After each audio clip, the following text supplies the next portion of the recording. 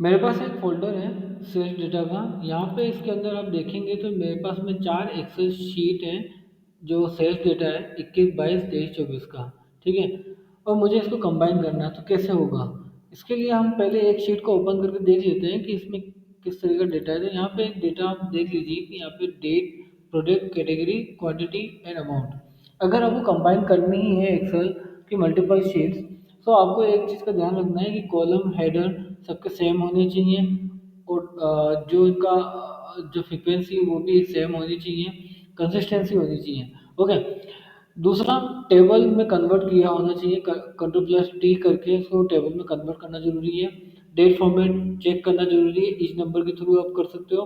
और सबसे important, table design पे जाने के बाद यहाँ पे टेबल का नाम जो आप दे रहे हो वो आपका ये देना जरूरी है। तो ये नाम आप कुछ भी रख सकते हैं, बट ये नाम जो भी रखेंगे वो आपको सभी एक्सेल शीट में देना होगा।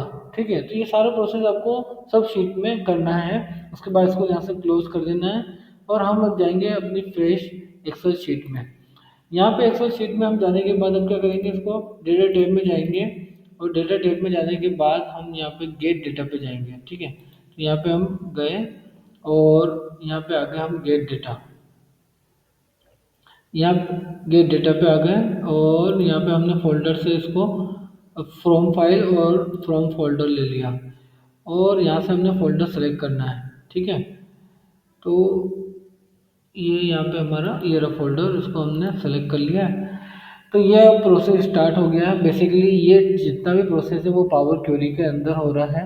एक्सेल के अंदर पावर क्वेरी ऑटोमेटिक सिस्टम है, जैसे पावर बीआई है। तो अगर हम पावर बीआई पे काम नहीं कर रहे हैं तो ये एक तरह से ये एक मतलब पावर बीआई पे भी अगर हमको काम करना है तो उसके लिए पावर क्वेरी का जो प्रोसेस है वो करना ज़रूरी है। ठीक है, तो यहाँ पे आप देख सकते हो कि इस तरह से आपका ये प्रोसेस स्टार्ट हो चुका है। यहाँ पे आप ये नोटिस करने वाली चीज़ है कि यहाँ पे combine and transform data, combine and load, combine load to. ठीक है, तो यहाँ पे बेसिकली कंबाइन ही करेगा सारी, बट इसमें अब जैसे ट्रांसफॉर्म डेटा को बोल रहे हैं तो ट्रांसफॉर्म डेटा का मतलब हो गया कि आपको कुछ क्लीनिंग करनी है, रिमूव डुप्लीकेट करना है, कुछ डेट या फिल्टर रीशेप वोट एवर जो आपको करना है चेंजेस, वो यहाँ पे आप कर सकते हो, तो कंबाइन कर सकते हो। कंबाइन एंड लोड का मतलब ये हो गया कि आपको कंबाइन कर देगा डायरेक्टली बिना पावर क्वेरी एडिटर में जाए के बिना। ठीक है, कंबाइन एंड लोड टू का मतलब हो गया कि आपको जैसे कंबाइन और लोड तो हो ही जाएगा, साथ ही साथ आप इसको टेबल में कन्वर्ट कर सकते हो, इसको पिवोट टेबल या पिवोट चार्ट भी क्रिएट कर सकते हो, या आपको सिर्फ कनेक्शन क्रिएट करना है तो वो ये कर सकते हो, या डेटा मॉडल में भी यूज कर सकते हो। ठीक है, ये सेम चीज़ लोड टू में भी है, और ट्रांसफॉर्म डेटा का मतलब हो गया वही सेम चीज़। तो हमारे पास में कोई रिफ्रेश डेटा है, फ्रेश डेटा है, उसको हम क्लीनिंग करना चाहते हैं, हमें पता है कि उसमें बहुत सारी एरर्स हैं, तो पहले क्लीन कर लेंगे, उसके बाद हम उसको कंबाइन करेंगे। ठीक है, तो पहले ट्रांसफॉर्म डेटा करेंगे, उसके बाद लोड या लोड टू करेंगे। ठीक है, तो इस तरह से ये प्रोसेस है। अभी हम डायरेक्टली इस पे जा रहे हैं और कंबाइन इस पे चले गए हैं, तो कंबाइन और विदाउट पावर क्वेरी एडिटर में हम जाके हमारा डेटा जितना भी है वो हम कंबाइन कर लेंगे यहाँ पे। ठीक है, तो ये तो था हमारा बेसिक जो प्रोसेस है वो कंप्लीट यहाँ पे हो जाता है। तो इस तरह से हम डेटा कंबाइन कर लेते हैं, और ये थोड़ा टाइम लेता है, तो आपको ये थोड़ा पेशेंस रखना होगा।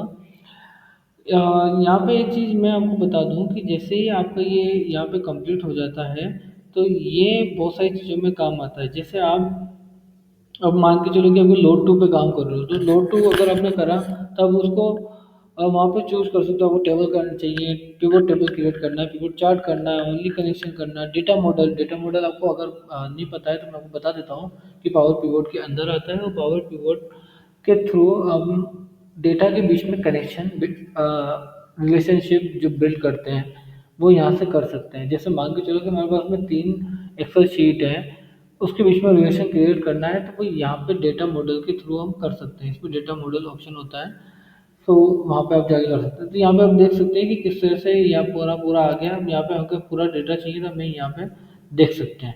ठीक है, तो ये सारा प्रीव्यू हमें यहाँ पे दिख जाएगा। आप एक चीज़ का घबराइए मत कि यहाँ पे पूरा डेटा शो नहीं कर रहा है, इट्स ओके। ठीक है, तो कोई बात नहीं, यहाँ पे प्रेस ओके कर दो और यहाँ पे आपका डेटा सक्सेसफुली आ जाएगा। ठीक है, तो हम जो बात कर रहे थे पावर कीबोर्ड की, तो वहाँ पे अगर हमको कनेक्शन क्रिएट करना है तो वो डेटा मॉडल के लिए, तो यहाँ पे भी ये हो जाएगा। तो लोड टू का ये फ़ायदा होता है। ट्रांसफॉर्म डेटा का मैंने आपको बता दिया था कि आप ब्लैंक जो भी है, ब्लैंक रोज है, ब्लैंक कॉलम है, उसको रिमूव करना चाहते हैं वहाँ कर सकते हैं। कोई डेटा चेंज करना वो चाहते हैं वो कर सकते हैं। स्प्लिट करना चाहते हैं कॉलम को, फिल्टर करना चाहते हैं, मर्ज करना चाहते हैं, अपेंडिंग करना चाहते हैं, वॉट वो सारा ट्रांसफॉर्म डेटा ऑप्शन में हो जाता है। ठीक है, तो ये इस तरीके से आप ये कुछ मतलब जो मैंने आपको बताया था स्टार्टिंग में, जो पावर क्वेरी का जब डेटा हमने लोड किया था तो उसमें ये ऑप्शन बता रहा था, तो उसमें कंफ्यूज नहीं होना है। ये हमारे पास हमें डिपेंड करता है कि हमें कब कहाँ कौन सा ऑप्शन चूज करना है। ठीक है, यहाँ पे आप देख सकते हैं राइट साइड में कि ये सारा प्रोसेस आपको यहाँ पे दिखाई दे रहा है, और मैंने कंबाइन एंड लोड प्रेस करा था, इसलिए ये विदाउट मुझे उसके दिखा रहा है, बिना पावर क्वेरी एडिटर के। अब आपको नहीं, यहाँ पे आपको चाहिए कि आपको इसको पिवट टेबल ही बनानी है डायरेक्ट, तो यहाँ पर देखो क्वेरी, यहाँ पे टैब में चले जाओ और यहाँ पे आपको लोड टू ऑप्शन दिखाई देगा। एक चीज़ मैं आपको और बता देता हूँ इसमें, कि मैंने यहाँ पे आपको स्टार्टिंग में अगर फोल्डर दिखाया था, तो फोल्डर के बाहर एक 2025 का भी डेटा यहाँ पर है। ठीक है, तो 2025 के डेटा को मैं यहाँ पे सेल्फ डेटा फोल्डर में ट्रांसफर कर रहा हूँ। ठीक है, इसको मिनिमाइज कर देता हूँ, और यहाँ पे आप देखोगे अभी तो ये मैंने डेटा जो भी कंबाइन करा वो सिर्फ 21, 22, 23, 24 का दिखा रहा है। तो अभी मैंने उस फोल्डर में 2025 का डेटा डाल दिया है, तो अब क्या होगा कि मैं इसको रिफ्रेश कर देता हूँ। रिफ्रेश करने के बाद अब मैं फिल्टर वापस जाता हूँ यहाँ पे, तो यहाँ पे 2025 का डेटा भी आ गया है। तो मतलब कहने का मतलब है कि आपको ये बार बार प्रोसेस अब करने की जरूरत नहीं है, फोल्डर में शीट डालो और ऑटोमेटिकली कंबाइन हो जाएगी। अब जो मैं बताने वाला था वो ये था कि लोड टू, हमने लोड सिर्फ अगर लोड करा है तो इस तरह से लोड हो जाएगा। अगर आप लोड टू चूज करते हो तो यहाँ पे आप ऑप्शन देख सकते हो, क्वेरी में जाके यहाँ पे ऑप्शन आपको दिख जाएगा, और यहाँ पे देखो मैं जो बता रहा था वो ये है। आपको टेबल क्रिएट करनी है, पिवोट टेबल क्रिएट करनी है, pivot chart, only create connection. Only create connection का मतलब ये हो जाता है कि आपको डेटा मॉडल रिलेशनशिप बिल्ड करना है, तो तब काम आता है। ठीक है, तो यहाँ पे देखो add this data to data model, तो आप ये भी कर सकते हो। तो डेटा मॉडल आपको कहाँ दिखेगा, जहाँ आप पिवोट टेबल का ऑप्शन चूज करते हो इंसर्ट टैब में जाके। ठीक है, यहाँ पे तो इसमें आपको दिखेगा। अभी मुझे पिवोट टेबल क्रिएट करनी है, तो यहाँ पे डायरेक्टली आप जा सकते हो, प्रेस ओके करो। और ये क्या कह रहा है कि इसको मैं मतलब ये कह रहा है कि currently connected the table your workbook. ठीक है, तो ये लोड और क्वेरी डेटा पिवोट टेबल या pivot chart will delete the table, do you continue, it's okay, press okay.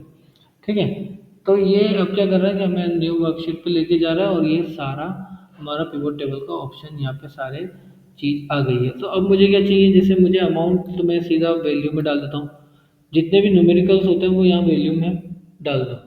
ठीक है, और आपको कैटेगरीज वाइज चाहिए डेटा, तो ये कैटेगरी रो में डाल दो, तो ये आपका पूरा डेटा तैयार हो गया।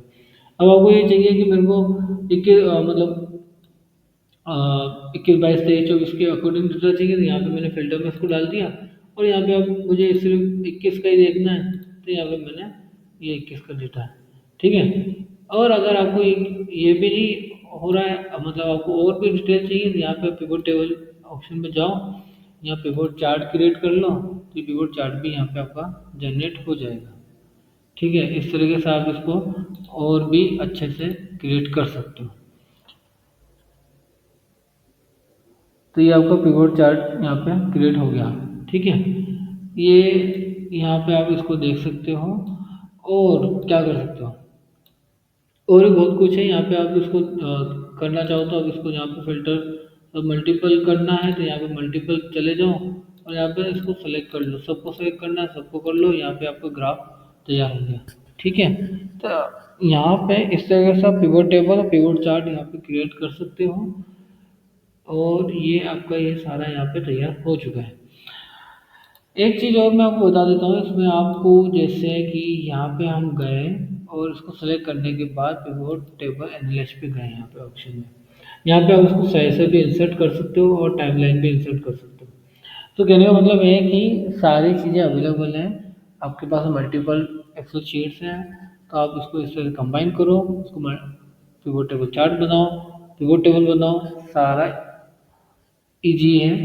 बस आपको एक सही जो छोटी छोटी इम्पोर्टेंट पॉइंट्स हैं उनको ध्यान रखना ज़रूरी है, तो आपका इजीली डेटा एनालाइज हो जाएगा।